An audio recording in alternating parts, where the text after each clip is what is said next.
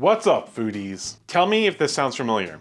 You're out with friends, you order some nachos, and they arrive at your table. They're cheesy, full of toppings, and you're all fighting for the good chips on top. But then you get through the top layer, and it's just dry, plain tortilla chips. That there is what I call nacho heartbreak. So you could keep ordering nachos and hoping for the best. Or you could just make them yourself. They'll turn out better. Way better. So I'm gonna show you how to make better than restaurant style nachos. Let's get into it.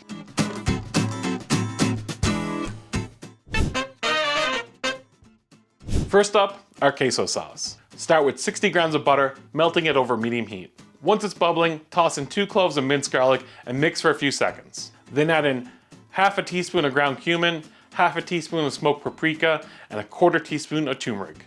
Now the turmeric is more for color than flavor, so don't skip it. Now whisk in 60 grams of all-purpose flour.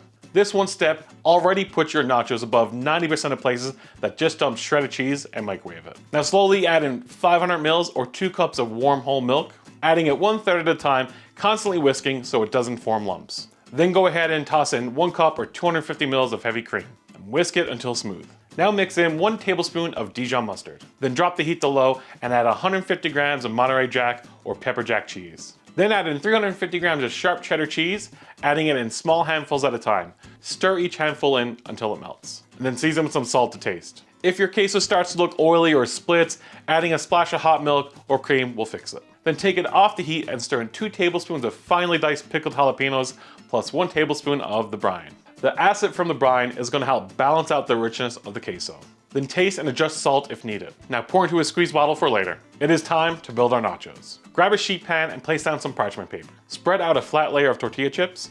Make sure you pick a sturdy tortilla chip. Thin ones are going to break easily and make you angry halfway through eating them. Then drizzle on some warm queso on every tortilla chip. Then sprinkle with some shredded Monterey Jack and cheddar cheese over the top. Now let's do this for 2 more layers. Chips, queso, cheese.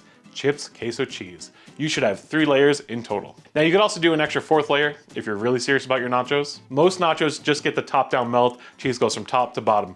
But when you layer it, you get a cheesy tortilla chip in every bite. Now if you're feeding your crowd, make 2 smaller trays instead of a giant one.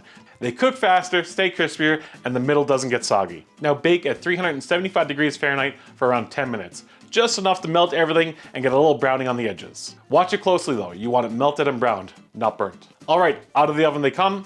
Now for the fun part, our toppings. Now toppings are personal choice. These are just what I put on mine. You can put whatever you want on. I'm starting with hot chili. Now I'm using my homemade world's best chili, and you can get the full recipe in the link below. I love chili on my nachos, but they can make the nachos soggy. So the secret here is to add the chili after they're baked and just before serving. Then top it with some diced tomatoes, sour cream, pickled onions for a little acid to all that richness. I also can't forget some green onions too. I like a little crunch, and they also add some green color. Then a few extra jalapenos for some extra heat. Then top with some guacamole right in the center for dipping. You can get my recipe for guacamole in the chili recipe as well. Or you can just grab some store-bought stuff, but it won't be as good. I also like to top my nachos off with some crispy onions, but those are optional. And there you go, my better than restaurant style nachos, where every chip is cheesy.